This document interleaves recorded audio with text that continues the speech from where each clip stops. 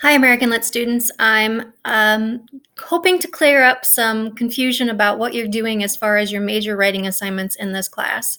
So I've gotten a few questions about the difference between the literary analysis essay, the annotated bibliography, and which pieces of literature you are to be using for all of those. So first things first, since this is the first major writing assignment due soon, is the literary analysis essay. So you will write 3 essays this term, and those essays will correlate to the time periods that we're studying in this class.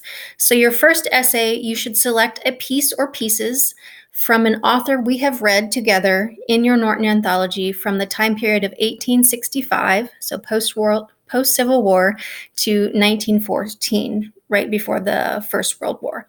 So pick one of the pieces that we've read as a class from that time period to write your draft of this first literary analysis essay that's coming up. Literary analysis essay number 2 will be on any piece that we read together as a class from 1914 to 1945, so World War I to World War II. And then your third literary analysis essay will be on 1945 to present.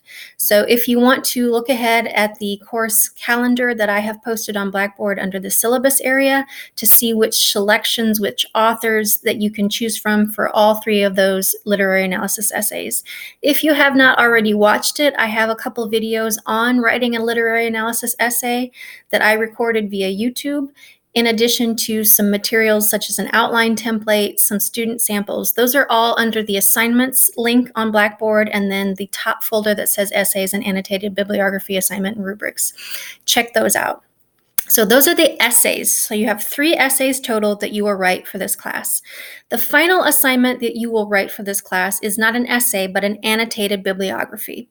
You might be familiar with the term bibliography when you are writing your citations. If you are using APA format, it's also called a references, or in MLA, a works cited page. But the assignment for the annotated bibliography that we are doing is a little bit more involved than that. It's not just a list of citations. It is an evaluative annotation of at least 10 sources. So the annotated bibliography is usually done in the literary field to begin to do a master's thesis or a doctoral thesis.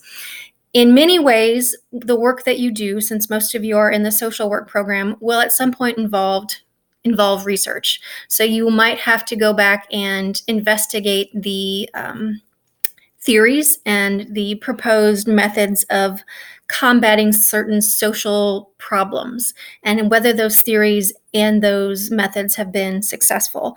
Then you might write a paper that argues for one method over another.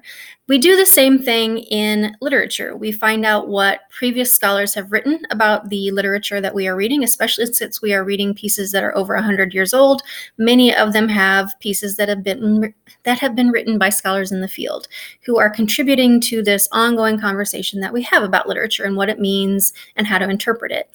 And because just like in other fields, there are various theories to help us understand things. In literature, there are also theories.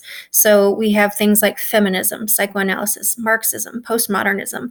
Those are just a few that we can use to better understand a certain work of art. So what you are doing in your annotated bibliography is picking 1 or 2 pieces or one particular author, or perhaps a theme among pieces that you read that you would like to do more research on throughout the term. That's why I had you start doing some research. Your first source was due last week, and you have a source due every week at the end of the week, so that I know that you have started doing that research and are gathering that information. It is not enough for you to simply find the source, though. What I want you to do is find up to 10, at least 10 sources on a topic of interest to you. So any American author that is in your Norton anthology, it's not one that we have to read together as a class, any American author that is in your Norton anthology from 1865 to present that you would like to do more research on, to find out more information on. And then you are going to start to research articles, books, documents about that particular author, piece, time period, or theme. So for instance, let's say I have an abiding love for Kate Chopin. that is an actual true statement. And the novel that I read in undergraduate school was The Awakening. It awakened something in me, if you will. It made me want to learn more about this style of writing, this era of writing for women, and what women were able to do as the turn of the 20th century happened. So I might choose to start with Kate Chopin and the Storm, start reading more information, more articles about that particular piece, and then let's say I felt limited in that way. I wanted to explore her entire canon, if you will. So what else did she write? What were her influences? How did she influence other writers? I would then start doing some research on Kate Chopin, the author, and her life. And so you're not necessarily limited to one particular work, but I'm asking you to find a topic.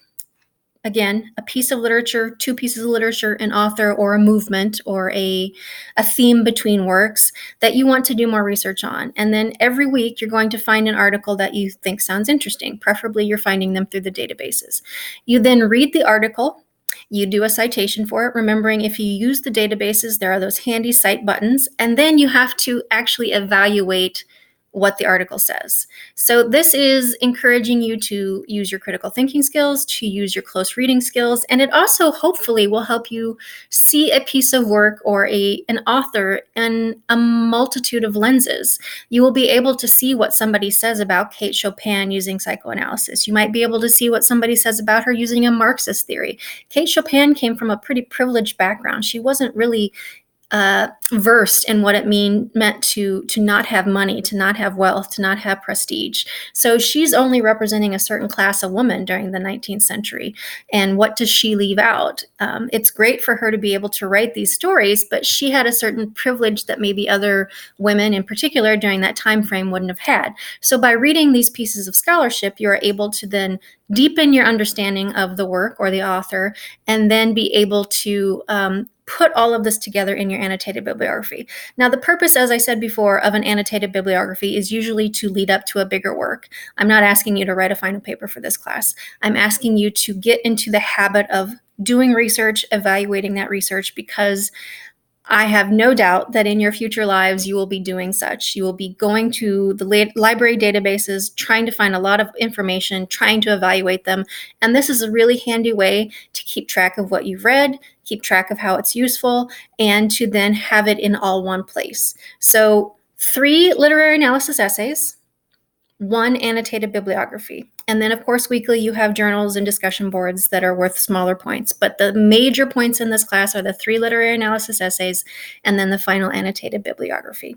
If I can find some samples from previous semesters of those annotated bibs, I will put them on Blackboard. I have added some more explanatory information under the assignments area on Blackboard about what it means to write an annotation and how to evaluate sources.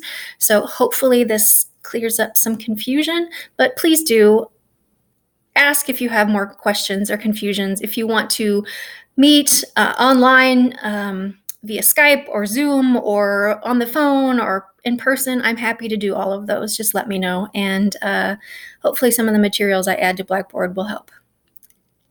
Again, any questions, please don't hesitate to reach out. Thank you.